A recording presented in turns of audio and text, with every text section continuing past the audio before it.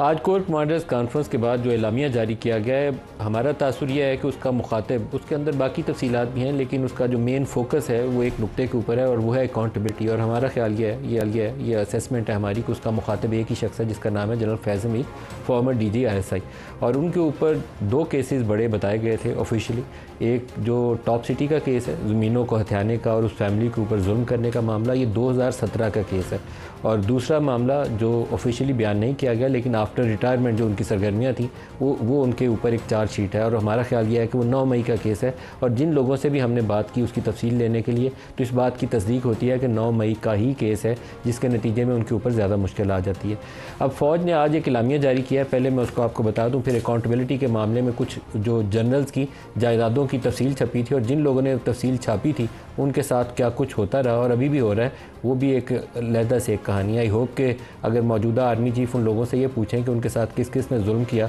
ये ख़बर छापने के बाद उसमें जनरल शफात शाह की छपी, जनरल आसिम बाजवा की छपी, farmer army chief general Bajwa उनकी छपी, मेरे ख्याल में इसके भी अलावा 1-2 लोगों की छपी। और जिस की तफसील छपी थी उसके बाद या वो जर्नलिस्ट या जिस मुतलका अदारे से कोई थोड़ी बहुत इन्फॉर्मेशन का शक भी होता था, शायद वह भी गुजर गया कि इस जगह से जा सकती है, वो बंदा उठा लिया जाता था, बजाय इसके कि उसके ऊपर इन्वेस्टिगेशन की जाए कि भैया तेरी जायदाद कोई नॉन सोर्सेज ऑफ इनकम से हैं या beyond your non sources of income है, वो बंदा उठा लो जिसने खबर छापी है। तो मेरा ख्याल है कि फ़ौज जिस दिन इस मामले में खुले दिल से, फ़राख दिली से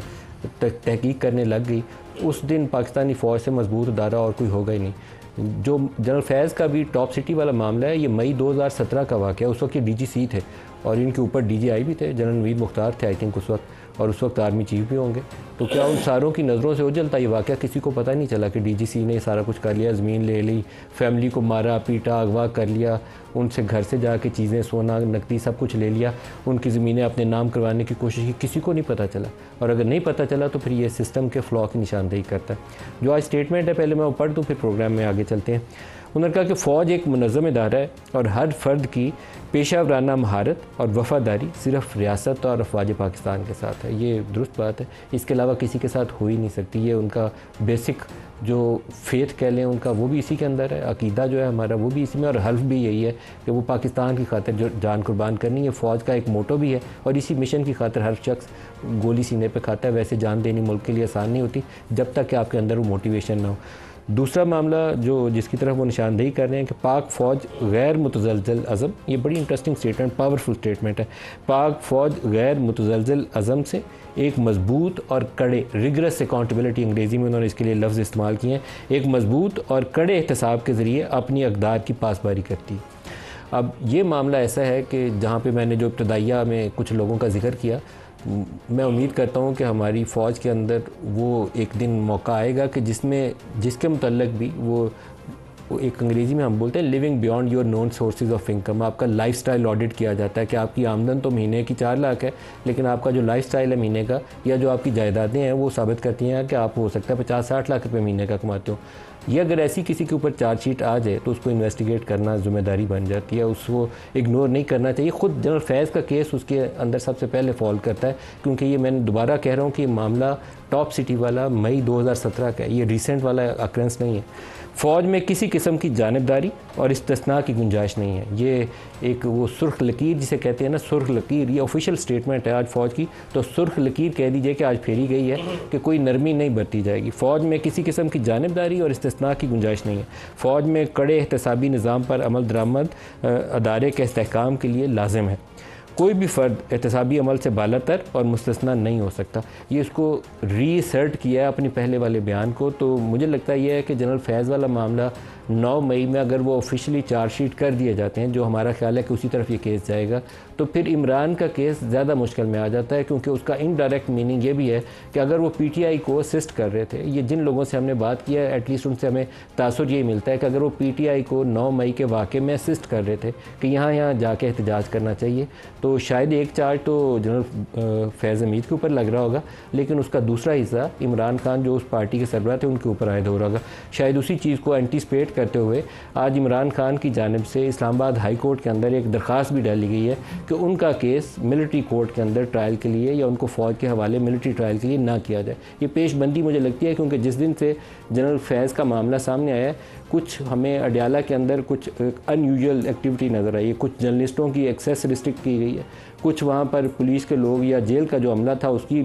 तब्दीलियाँ सामने आई हैं, कुछ को गिरफ़्तार कर लिया गया है और कुछ दबाव का शिकार भी नज़र आए हैं पीटीआई वाले। फिर वो जलसे का जो इल्तवा था उस दिन इनकी इस्टेब्लिशमेंट से इंटरेक्शन भी हुई, इन्होंने गुंजाइश भी पैदा की और फिर 8 सितंबर की इनको तारीख भी मिली। तो मुझे लगता है कि कुछ ऐसी चीज़ें हो रही हैं कि पीटीआई एंटिसिपेट भी कर रही है और शायद उम्मीद भी कर रही है कि इनकी किसी मौके के ऊपर इस्टेब्लिशमेंट से बातचीत शुरू हो जाए। लास्ट लाइन जो मैं इसकी हाईलाइट करना चाहूँगा, साइबर सिक्योरिटी के ऊपर जो इकदाम हैं उसके ऊपर आज दोबारा जिक्र किया गया है कि कौमी साइबर स्पेस जो है, नेशनल साइबर सिक्योरिटी जो है उसको इंश्योर करना वो भी एक कौमी सलामती का मसला है। लेकिन साइबर सिक्योरिटी को इंश्योर करने के लिए आप इंटरनेट बैठा के अगर कुछ काम करना चाहें तो ये अक्लमंदी नहीं है। ये जिन लोगों ने ये काम किया है उसके ऊपर हमारे प्राइम मिनिस्टर को, आर्मी चीफ को, इन सारों को एक्शन लेना चाहिए। हमारे मुल्क की इस वक्त बका जो सर्वाइवल है वो बरामदात के ऊपर है। आज बहुत अच्छा नंबर आया है जो अगस्त के महीने का है, 18.9% बरामदात में इजाफा है। लेकिन आप जो बरामदात में इजाफा एंटिसिपेट कर रहे हैं पूरा पाकिस्तान मेरे समेत, और मेरे ख्याल में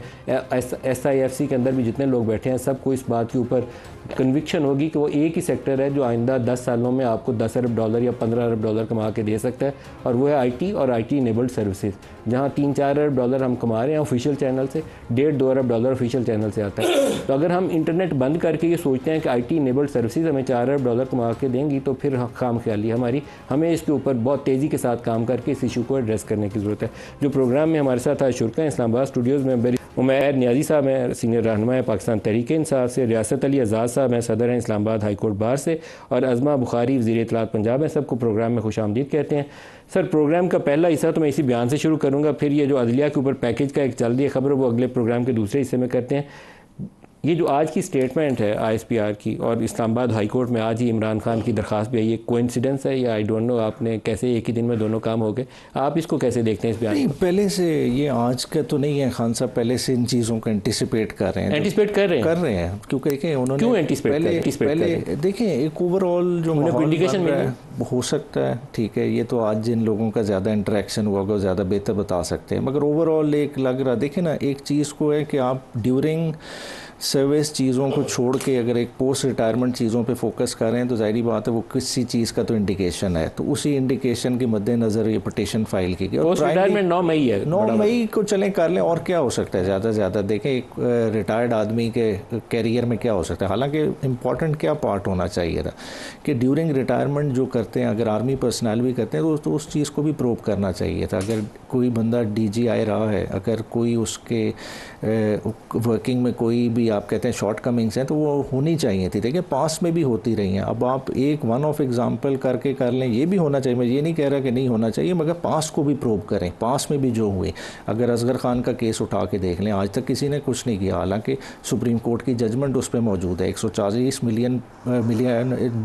रुपए इसी इदारे ने डिस्ट्रीब्यूट किए थे ना, और अपने DGI के ज़रिए डिस्ट्रीब्यूट किए थे, आज तक उस पर कुछ हुआ तो वो अकाउंटेबिलिटी तो हमें नहीं नजर आती। डॉक्यूमेंटेड केस है, सुप्रीम कोर्ट उसके ऊपर और उस पर FIA पूरा जोर लगा चुकी है कि किसी तरह से ये मामला क्लोज हो जाए, तो ये इदारे को खुद भी देखना चाहिए। क्या करना चाहिए उस मामले में? उसमें देखना चाहिए जो भी अगर रोल रहा है, देखें उस वक्त की, देखें आपने एक गवर्नमेंट का मैंडेट छीनने की कोशिश की, आपने एक सिलेक्टिव एक पार्टी को फाइनेंस किया और बाकायदा वो रिसीट्स का प्रूफ है, बैंकिंग ट्रांजैक्शन मौजूद है कि किस सियासतदान को कितना पैसा दिया गया। केस में अगर ये मुतालबा कर रहे हैं तो सेम असूल का इतलाक जो है जनरल फैज़ और PTI के केस में, तो इसीलिए तो कह रहे हैं प्रूव करें ना। अगर हमारे किसी ने पैसे लिए, हम ये तो इल्ज़ाम नहीं है ना कि किसी ने पैसे लिए किए, वहाँ तो देखें इलेक्शन इंजीनियरिंग इस हद तक हुई, और पैसा किधर से आया, फिर वो आप जाएंगे तो वो सऊदी तक जाएगा, मामला आगे तक जाएगा, चीज़ें इन चीज़ों को सारों को प्रूव करें।